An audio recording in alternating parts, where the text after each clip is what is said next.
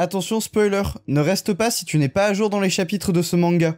Pour les autres, bon visionnage.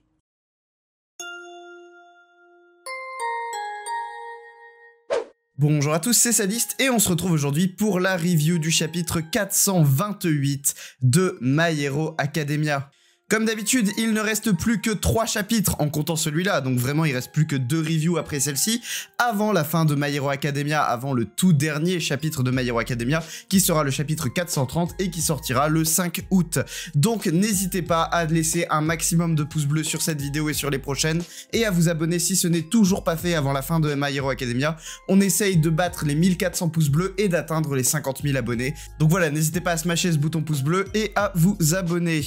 Rappelez-vous, il y a 2 semaines, lors du chapitre 427, nous avions eu droit à un chapitre qui était quasiment intégralement centré sur la conversation entre Spinner et Izuku et sur l'héritage de Tomura Shigaraki, ce qu'il a laissé derrière lui, et sur l'intention de Spinner d'écrire un livre racontant la vie de Tomura Shigaraki. Également, nous avions vu Kai Shisaki, c'est-à-dire Overall, qui était au parloir, donc en prison, et son boss qui était venu le voir, notamment son boss qui montre le fait qu'il n'a pas envie de le pardonner et que Kai mérite définitivement la prison pour avoir transformé sa petite fille en espèce d'expérimentation humaine. Enfin, le chapitre s'était terminé sur Bakugo et Shoto qui se faisaient courser par les filles de première année qui venaient de rentrer en seconde. Vous allez le voir, ce chapitre 428 continue dans cette lignée-là, exactement à la suite des événements à la fin du chapitre 427, mais on va voir tout ça après le générique.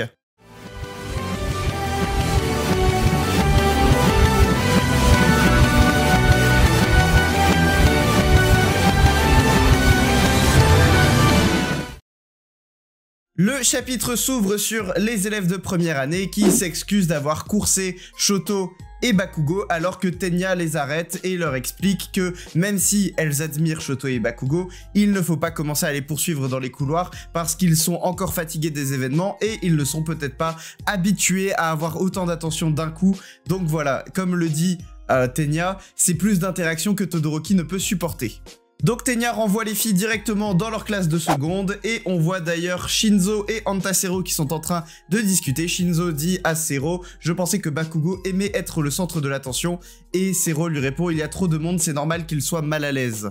Sur la page suivante, on voit la réaction des autres garçons de la classe, comme d'habitude Mineta est jaloux qu'il leur arrive ça parce qu'il aimerait bien que lui ça lui arrive également, donc forcément il fait une sacrée tête, et on voit Izuku qui dit que depuis qu'ils sont enfants, les filles ont toujours évité Bakugo. Forcément il est terrifiant, il passe sa vie à grogner et à hurler, donc tu m'étonnes que les gens l'évitent, pas seulement les filles visiblement. Mais alors que tout le monde retourne dans sa classe, un jeune homme de première année passe sa tête par-dessus l'épaule de Tenya et s'adresse à Izuku qui est à l'intérieur de la classe en lui disant « Excusez-moi monsieur Midoriya, j'ai vu votre combat et vous m'avez donné beaucoup de courage, j'ai senti que je devais faire quelque chose moi aussi, j'ai senti que je devais devenir comme vous ». Donc Izuku qui est de plus en plus un modèle pour les autres, forcément c'est le personnage qui a eu le plus d'impact lors de cette guerre et tout a été filmé, donc tout le monde sait comment Izuku s'est battu face à Shigaraki. Bien sûr tout ça lui rappelle Spinner parce que pour les autres Izuku est le héros, mais pour Spinner c'était Shigaraki le héros. Et donc ici, Izuku se fait remercier d'avoir vaincu Shigaraki, mais finalement le bonheur des uns fait le malheur des autres. Et on voit également les filles qui regardent tout ça d'assez loin avec Ochako qui a un regard intriguée, même si je pense qu'elle se pose des questions ou elle réfléchit à la situation d'Izuku éventuellement, même si on ne sait pas exactement ce qu'elle pense. On cut directement sur la salle des profs où on apprend qu'il y a beaucoup de demandes d'interview pour la classe 2A, donc la classe qui nous intéresse, celle de Izuku, et on voit que Aizawa a refusé ces demandes d'interview parce que même si certains élèves comme Mineta aimeraient bien être au centre de l'attention, d'autres élèves aimeraient rester plus discrets. On arrive directement sur un champ de reconstruction, on arrive donc sur un terrain où on voit des bâtiments et des maisons qui sont en train d'être reconstruites, et les héros de notre classe, dont Izuku qui a un nouveau costume que vous pouvez voir sur cette case, même si c'est assez subtil, notamment au niveau des coudières, il n'avait pas de coudières avant, les gants sont légèrement différents, le bas du corps semble être resté le même, même si les chaussures ne sont plus celles de son shoot style, mais des chaussures plus classiques. Donc bon, voilà le nouveau costume d'Izuku, ça change pas beaucoup par rapport à celui d'avant, mais bon bref, au moins vous voyez un peu l'évolution, forcément son ancien costume étant détruit. Toute la classe se met à aider à la reconstruction avec Fatgum et Best Jeanist. On voit également qu'il y a Headshot qui est présent sur le champ de bataille. Bon, apparemment, en les quelques mois qui se sont écoulés depuis la fin de la guerre, il a juste réussi à faire repousser des bras. Ce qui en soi est pas mal, mais il ressemble toujours à une équerre. Je veux dire, il a toujours pas récupéré son corps, il ressemble toujours à un espèce de filament, mais maintenant il a des bras. Voilà. Et donc Bakugo lui demande si il va finir par récupérer son corps, et Headshot dit qu'il fera tout pour. Alors que les élèves aident à la reconstruction, les habitants et villageois qui sont les principaux concernés par ces maisons qui sont en train d'être rebâties, proposent d'offrir à manger aux élèves, notamment des onigiri et plein d'autres mets japonais. Ils leur offrent à manger et l'hospitalité. Bien sûr, le vieux monsieur qui leur offre la nourriture dit que son terrain a été détruit pendant la bataille, ce à quoi Izuku s'excuse parce qu'il se sent fautif de la destruction de tous ces bâtiments, sauf que le vieux monsieur lui dit « N'essaie pas de te blâmer, au contraire, c'est juste qu'en vous voyant faire de votre mieux, nous avons réalisé que nous ne devrions pas nous morfondre. Au lieu de tout vous laisser, nous vous aiderons à tout reconstruire autant de fois qu'il le faudra. » Donc les élèves mangent les onigiri et font une petite pause dans leur reconstruction. C'est alors qu'un bus scolaire arrive et on revoit les mêmes élèves de seconde qu'au début du chapitre qui ont décidé de faire toute la route pour forcer leurs excuses et aider également les élèves de première année du coup. Puisque, enfin, comment dire, non, c'est les élèves de deuxième année, mais en fait leur système marche pas comme en France, c'est pas seconde, première, terminale, bref, pour aider la classe de Izuku à reconstruire les bâtiments. Donc on va avoir un team-up entre les élèves de première année et les élèves de seconde année. À côté de tout ça, on voit encore une fois Ochako qui a l'air pensive, qui regarde les élèves de première année qui viennent d'arriver, et qui dit petit à petit, tout le monde devient de plus en plus optimiste, c'est bien, tout en souriant, mais bon, on voit quand même que quelque chose perturbe Ochako, et Tsuyu et Izuku l'ont remarqué. Ochako part en courant chercher des onigiri parce que, je cite, un onigiri aux feuilles de moutarde, j'adore, rien ne vaut les feuilles de moutarde avec les prunes séchées. Voilà, bon, les goûts japonais, hein, vous me direz, on en fait ce qu'on veut. Et du coup, elle mange son onigiri tout en souriant, même si je pense ici que ce n'est qu'une façade et que Ochako, au fond d'elle, n'est pas si souriante. Cut sur la nuit, enfin la nuit. Il est 19 h, mais la lune est dans le ciel, alors qu'on n'est pas en hiver. Bon bref, je vais pas détailler le fait que c'est peut-être une petite erreur de la part d'Horikoshi d'avoir mis la lune aussi haute dans le ciel alors qu'il est que 19 h et qu'on est censé être à la fin du printemps. Donc pas du tout à un moment où la lune est censée être aussi haute à 19 h. Mais bon bref, on se retrouve dans la résidence de la classe 1A. Et on voit, enfin 2A maintenant d'ailleurs, c'est juste qu'il est toujours marqué 1A sur le bâtiment. Et donc on voit nos élèves qui sont en train de discuter, notamment on apprend qu'ils ne sont plus obligés de rester dans la résidence. Maintenant ils sont autorisés à rentrer chez eux, forcément il n'y a plus de menaces, il n'y a plus vraiment de grands vilains, il n'y a plus de All for One, donc ils peuvent retourner dans leur famille. On voit Tsuyu qui arrive au centre du salon où quelques élèves se sont regroupés et elle dit « Uraraka a déclaré qu'elle restait chez elle pendant un petit moment.